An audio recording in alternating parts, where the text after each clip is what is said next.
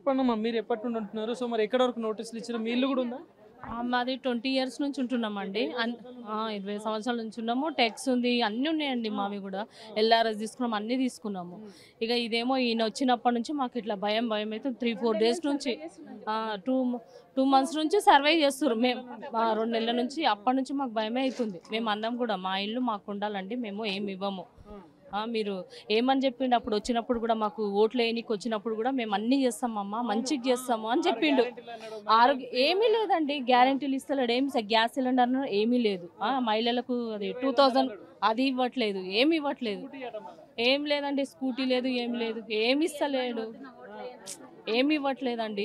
ఇంకేంది, ఇప్పుడు మా పిల్లలు ఉన్నారు, చదువుకునే పిల్లలు ఉన్నారు. మేము ఎక్కడ ఉంటాం ఇప్పుడు? సడన్గా ఖాళీ చేయమంటే మేము ఎక్కడ పోయి ఉండాలి? మేము వర్షాకాలం మొదలుపెట్టండి, ఇప్పుడు మాకు ఒక్క మంచి చుక్క కూడా రాదండి.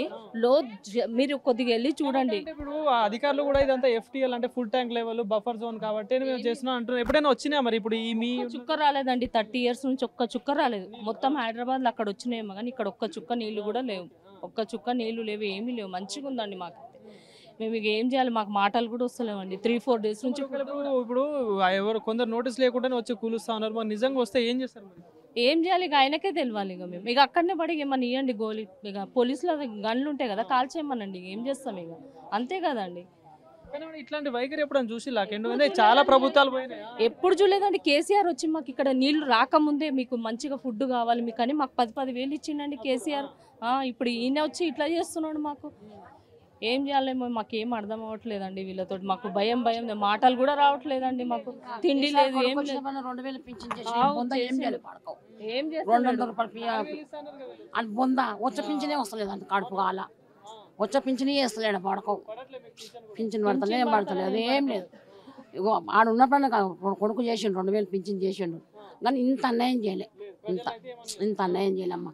ఈ వాడకొచ్చి 6 నెలలు కానీ ఇట్లాంటిది బ్రిటిష్ కాలంలో కూడా లేదు, రజాకార్ల కాలంలో కూడా లేదు. ఇంట్లోకి వెళ్ళి తీసి బయట వేస్తుండే మనుషులు. ఆడోళ్ళం ఇంతమంది ఎక్కడ పోతాం?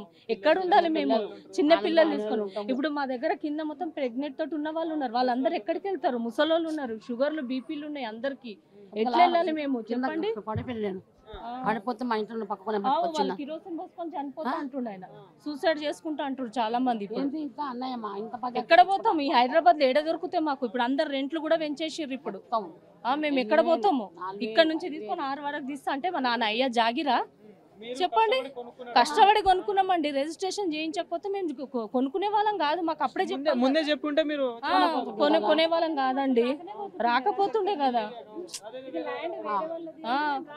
గవర్నమెంట్. అప్పుడు రిజిస్టర్ చేసుకునేటప్పుడు వాళ్ళ పర్మిషన్ అదేనండి. వాళ్ళని పట్టుకోండి. మా నాన్న ఉల్టా తిరుగుతున్నారు. మళ్ళీ రిజిస్టర్కు నోటీసులు కట్టించుడు, టెక్స్లు కట్టుడు, నల్ల బిల్లు కట్టుడు, కరెంట్ బిల్లు కట్టు అన్ని కట్టించుకున్నాక మళ్ళీ ఇది ఎందుకు గుల్లగొట్టడే? 10 రూపాయలు తీయలే కదా.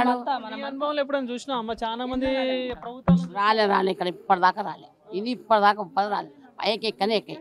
ఆ కింది కొంటే పోతాయని పైకి ఎక్కాయి. ఇప్పుడు రావు, వస్తారు, రావు. ఇప్పుడు 4 రోజు మంచినీళ్ళు సరిగ్గా ఇప్పుతలేడు. తాగుతాకు మంచినీళ్ళు ఇప్పుతలేడు.